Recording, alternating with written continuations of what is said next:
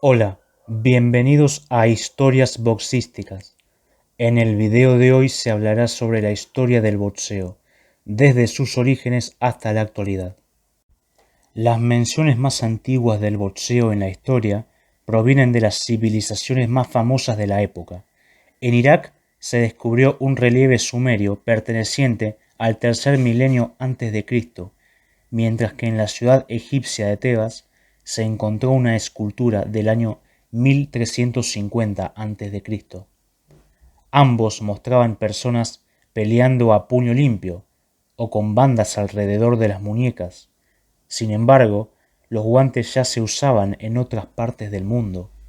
En la ciudad de Akrotiri, ubicada en la isla de Santorini, Grecia, se encontró una pintura al fresco del año 1650 a.C., perteneciente a la civilización minoica, que muestra dos personas peleando con guantes. El boxeo también estuvo presente en la antigua India en varias formas. La más conocida de ellas se llamaba Musti Yuddha, y sus menciones más antiguas son en los textos épicos del Majábharata. Los combatientes luchaban en duelos conocidos como Niyudam, los cuales a veces eran a muerte, y no utilizaban únicamente los puños. También se podían usar patadas, ataques de dedos, rodillazos y cabezazos. Su popularidad fue tan elevada que incluso en la realeza se practicaba. El monarca Rudradamán I, quien gobernó durante el siglo II, era, según las crónicas, un excelente boxeador. En la antigua Grecia el boxeo se conocía como pigmaquia, se encontraba bien desarrollado como deporte y gozaba de una popularidad consistente. En el año 688 a.C. se introdujo por primera vez en los Juegos Olímpicos de la Antigüedad, en la edición número 23 de los mismos. Los boxeadores utilizaban cuero alrededor de sus manos y luchaban hasta que uno de ellos se rendía o quedaba incapacitado, ya que no habían asaltos ni tiempo límite. Tampoco se usaban las categorías de peso, por lo que los combatientes más pesados eran los que dominaban en la gran mayoría de los eventos. Fue durante esta etapa en la que se comenzó a utilizar la postura ortodoxa, con el brazo izquierdo semi-extendido y el derecho retrasado, para golpear. Los golpes iban dirigidos a la cabeza, ya que no era usual atacar al cuerpo. En la antigua Roma el boxeo también fue muy popular, y los combates se llevaban a cabo en los anfiteatros. Las reglas eran las mismas que en la antigua Grecia, pero los romanos mejoraron el uso del cuero para proteger los puños. El cuero que utilizaban era cada vez más duro, tanto que las vendas que utilizaban los pugilistas comenzaron a ser consideradas como armas. Eventualmente se introdujo el metal a las vendas de cuero y los romanos crearon los cestus para boxear.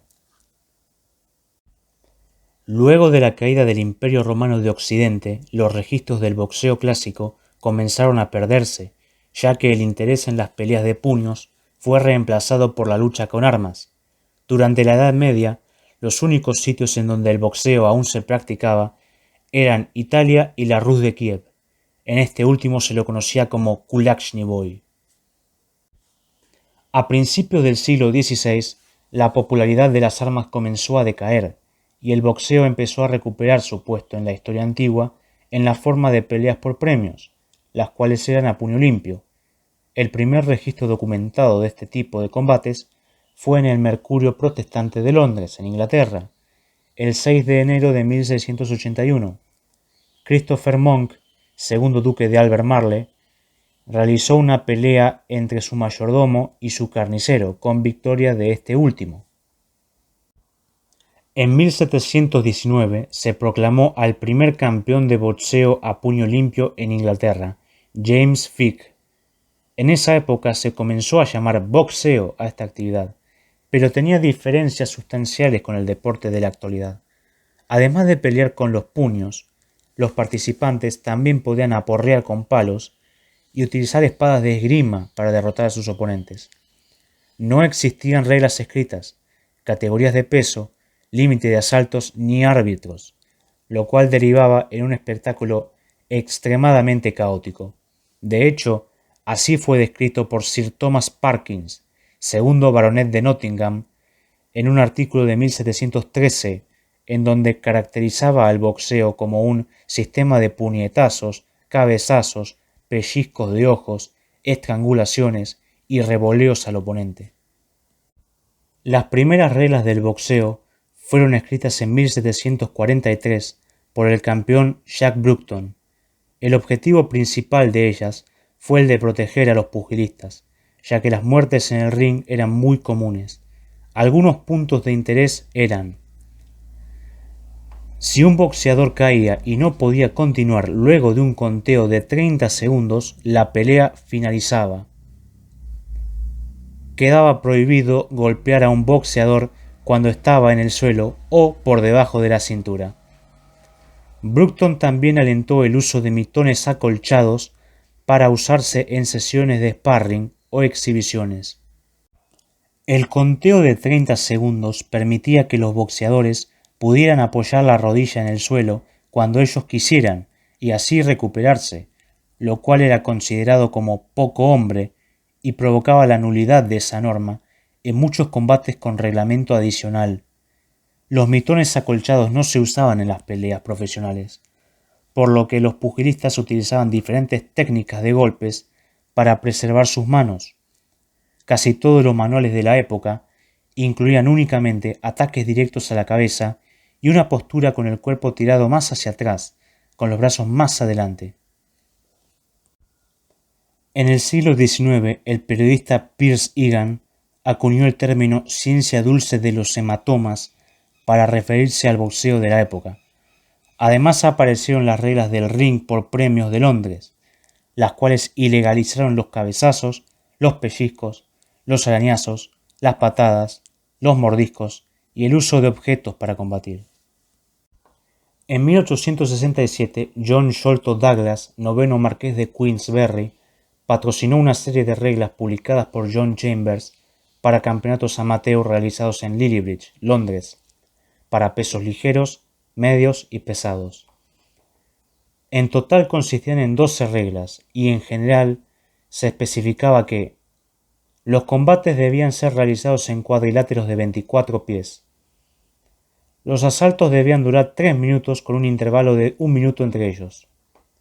Si un boxeador caía, se le realizaba un conteo de 10 segundos. Agarrar al oponente quedaba prohibido. Los guantes eran mitones hinchados y los boxeadores tenían vendas en las muñecas.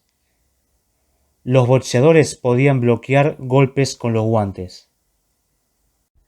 Esto provocó un cambio significativo en el desarrollo de los combates, volviéndose más longevos y estratégicos. Los boxeadores comenzaron a dar importancia a las maniobras defensivas y se cambió la postura de pelea. Los pugilistas adelantaron el cuerpo y acercaron sus brazos al rostro, ya que se podía bloquear ataques con los guantes. Sin embargo, las peleas por premios seguían sin gozar de legitimidad, ya que aún se realizaban en sitios de apuestas en los que la policía intervenía y los clausuraba. Aún se utilizaban tácticas de lucha libre y los disturbios eran recurrentes, pero esto no impidió que surgieran campeones con estilos sofisticados de pelea. Uno de los más famosos fue John L. Sullivan, conocido como el Chico Fuerte de Boston.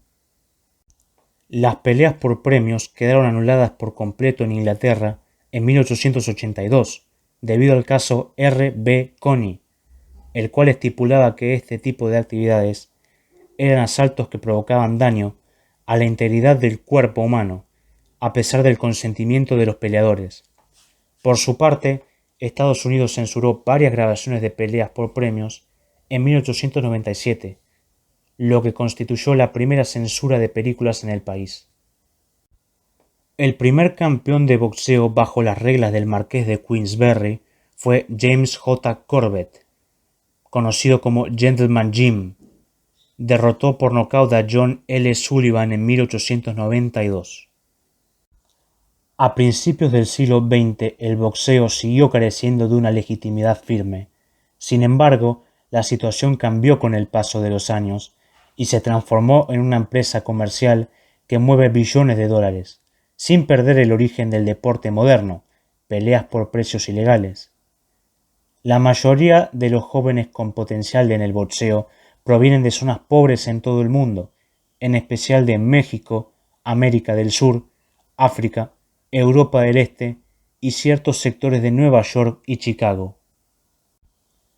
Esto ha sido todo por el día de hoy. Si te gustó el video, suscríbete, dale like y compartilo en las redes sociales. Hasta la próxima.